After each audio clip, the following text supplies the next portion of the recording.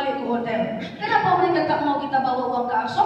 Karena dia takut kita mengirimkan bantuan ke Palestina, ke Gaza saat itu. Nah, ibu-ibu, alhamdulillah, melalui Ustaz Ahmad, melalui panitia-panitia dari ini semua kita bisa menyalurkan bantuan. Kita tak bawa uang tidak boleh, harus pulang. Dan saat itu memang tidak ada manusia Aqsa. Cuma ada orang-orang yang ada di belakang masjid, yang bisa menemani kita sholat di sana. Sepi, yang beredar di jalan-jalan naik sepeda cuma anak-anak Israel saja. Ingat ibu, Israel itu kafir harbi. Apa namanya? Kafir harbi. Apa namanya? Kafir harbi. Kafir yang memerangi ajaran Islam. Kita tidak boleh benci kalau kafir itu kafir biasa kayak teman-teman kita.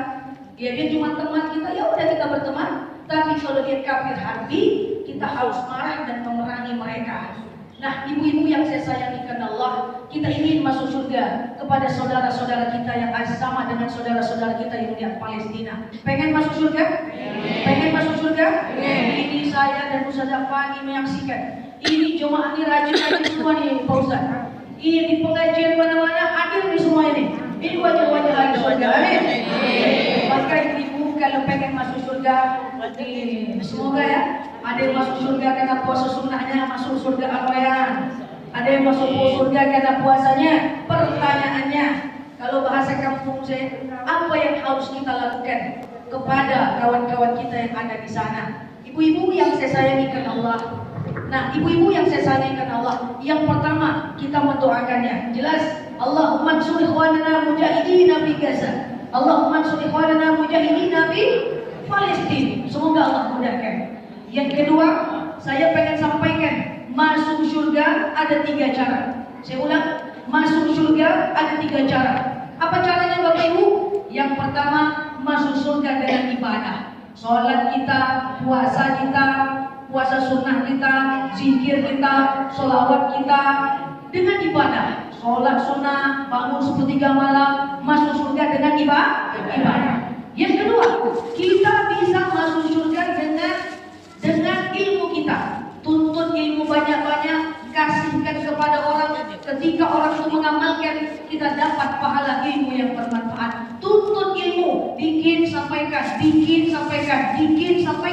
Kasih sama orang. Kita nggak tahu yang mana orang yang mau mengamalkan ilmu yang kita sampaikan. Tidak harus jadi ustazah, cukup jadi orang tua, cukup jadi anak, cukup jadi istri. Bisa kok dapat ilmu yang bermanfaat dan kemudian mengajarkan sehingga orang lain mengamalkan. Yang pertama masuk surga karena apa tadi?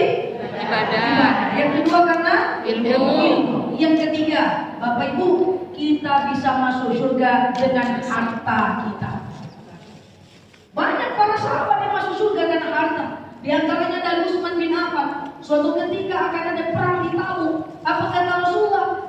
Sahabat, ayo kita mau perang. Kalian sumbang apa? Apa kata Utsman bin Affan? Oke, aku akan sumbangkan 300 dinar dalam kantongku. Apa kata Rasulullah? Siapa lagi yang mau? Karena orang Tabuk itu sangat tinggi kekuatannya. Siapa yang mau perang? Kata Utsman bin Affan, masih ada juga lagi. Akhirnya Utsman bin Affan pulang ke rumahnya. Dia ambil 700 wasak kurma untuk bersedekah. Satu wasak kurma itu sama dengan 10 kilogram kurma kali 700 sama dengan 7.000 kilo. Satu kurma saja harganya 200.000. 1 kilo kali 7.000, 1,4 miliar rupiah sedekah dari Utsman bin Affan.